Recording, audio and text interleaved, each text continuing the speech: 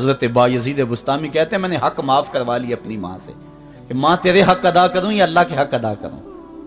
تو مجھے اپنے حق معاف کر دے، میں اللہ سے اپنے حق معاف کروا لیتا ہوں، اپنی اللہ کو راضی کر لیتا ہوں۔ جنگلوں میں گھومتے رہے، 12 سال بیت گئے، ایک دن دوبارہ آئے،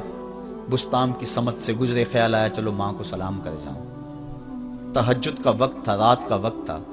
دروازے پہ کھڑے رہ گئے کہ میری ماں سوئی ہوگی، میں نے کبھی کوئی خدمت نہیں کی ماں کی، تو اب اٹھا کے تکلیف کیوں دوں؟ ساری رات کھڑے رہے۔ جب تہجد کا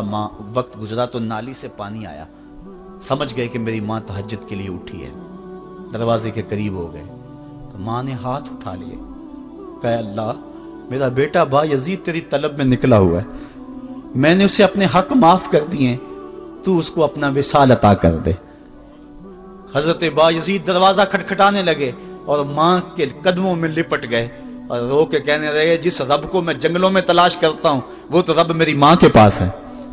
تو ماں کی دعاؤں میں اللہ کی رضا ہے، ماں راضی ہو جائے تو سمجھ لو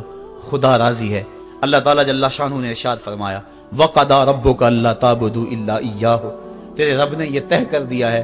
کہ اس کے علاوہ کسی کی پوجا نہیں کرو گے، وَبِالْوَالِدَيْنِ إِحْسَانًا، اور والدین کے ساتھ اس نے سلوک سے پیش آؤ گے۔ اما یبلغن عندک الکبر احدہما او کلاہما فلا تقل لہما اف ولا تنہرہما،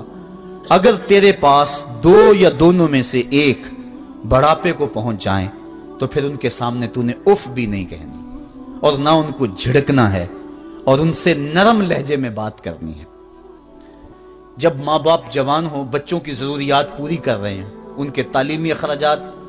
اور ان کے معاشی سارے معاملات درست کر رہے ہوں، تو اس وقت تو والدین کی بچے تعظیم کرتے ہی ہیں۔ امتحان اس وقت شروع ہوتا ہے جب ماں باپ بوڑھے ہو جاتے ہیں اور چلنے پھرنے کی سخت بھی نہیں رہتی، صرف سانس کی ایک ڈوری لٹکی رہتی ہے، اور جس طرح بچہ اپنے بدن سے مکھی بھی نہیں اڑا سکتا تھا، اب یہ حالت ماں باپ پر آ گئی اور بچے کی طرح مزاج چڑچڑا ہو گیا۔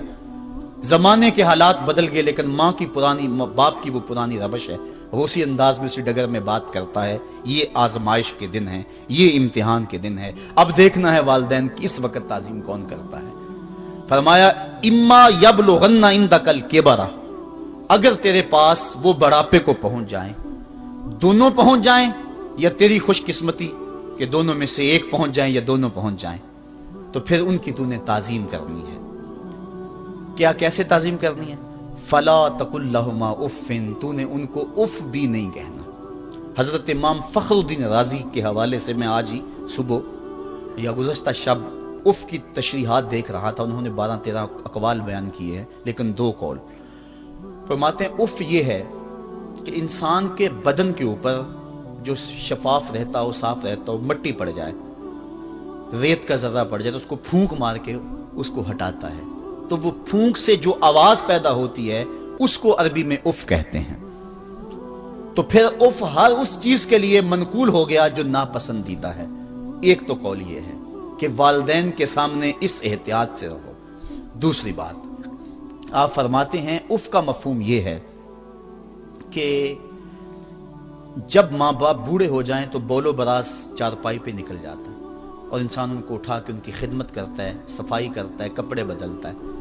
انسان کی طبیعت میں جو فطری نفاست ہے اس کے تحت اس کو ماں باپ سے جو مکروہ اور ناپسندیدہ بو آتی ہے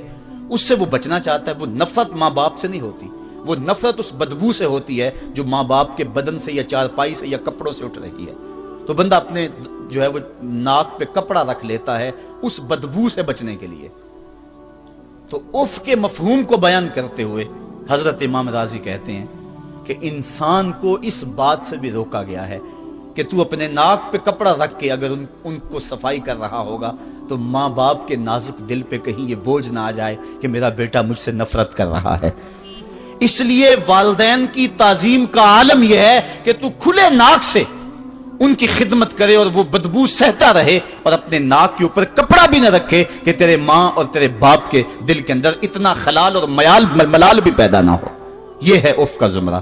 حضرت امام حسن رضی اللہ تعالیٰ عنہ نے ساری زندگی اپنی والدہ حضرت فاطمہ زہرا کے ساتھ بیٹھ کے کھانا نہیں کھایا تھا۔ ایک دن حضرت سیدہ فاطمہ نے فرمایا کہ بیٹا میرا جی چاہتا ہے کہ میرے ساتھ تم بیٹھ کے کھانا کھاؤ، लेकिन तुमने कभी भी मेरे साथ बैठ के खाना नहीं खाया, क्या वजह है इसकी? तो हजरत इमाम हसन फरमाने लगे, अर्ज करने लगे, अम्मी मैं इस डर से आपके पास बैठ के खाना नहीं खाता कि कहीं किसी लुकमे की तरफ आपकी नजर बढ़ जाए और मैं अदमे आगही की वजह से अपने हाथ को उस लुकमे के पे डाल लूं और ना जान सकूं कि इस लुकमे को उठाने का इरादा मेरी मां के दिल में पैदा हो चुका है और मैं अल्लाह की रहमतों से महरूम हो जाऊं, इस डर से मैं आपके साथ बैठ के खाना नहीं खाया करता। यानी मां बाप की ताजीम का आलम यह है, उफ तक ना कहो। हजरत सईद इब्न मुसय्यब रदी अल्लाह ताला अन्हु जलीलुल कदर ताबी हैं, वो फरमाते हैं कि वालिदैन के सामने बेटे की हालत क्या होनी चाहिए। वो फरमाते हैं जिस तरह भागा हुआ गुलाम पकड़ा जाए और उसको पकड़ के जो है वो आका के सामने पेश कर दिया जाए, तो उस भागे हुए गुलाम को पकड़ के जब आका के सामने पेश कर दिया जाए तो जो हालत उस गुलाम की होती है, बेटे की हालत ये मां बाप के सामने होनी चाहिए। अब उन बेटों को सोचना चाहिए जो अपने मां बाप को दकियानूसी का ताना देते हैं और समझते हैं ये ओल्ड फैशन है, इन्हें क्या पता जमाना कहां चला गया है, और उनके फैसलों को मुस्तरद करते हैं। उलमा ने इस बात को तफसील के साथ बयान किया है कि शरीयत के जो कतई ज़ाब्ते हैं, उन ज़ाब्तों और उन कवानीन को और उन मामलात में तो वालिदैन की फर्माबरदारी नहीं होगी अल्लाह की अगर मासियत होती हो, लेकिन जो मामले शक वाले हैं वहां मां बाप के कौल को तरजीह दी जाए। तो फरमाया उनके सामने उफ भी नहीं कहनी, वकुल लहुमा कौलन करीमा, और उनसे नरम लहजे में बात करनी है। वख्फिद लहुमा जनाह ज़ुल्ल मिनर रहमा, और उनसे बात और उनके लिए अपने बाजू बिछा लेने हैं नरम दिली की वजह से, नरमी की वजह से। जब जानवर जमीन की तरफ रुख करता है, ऊपर से नीचे की तरफ आता है तो अपने परों को सकेड़ लेता है, तो उसके लिए ये लफ्ज बोले जाते हैं वख्फिज लहुमा जनाह। तो अल्लाह ताला फरमाया जिस तरह वो जानवर इज्जत से अपने बाजू सकेड़ लेता है और फैलाता नहीं है, वालिदैन के सामने तेरी अकड़, तेरा ओहदा, तेरा मनसब, तेरी शाने,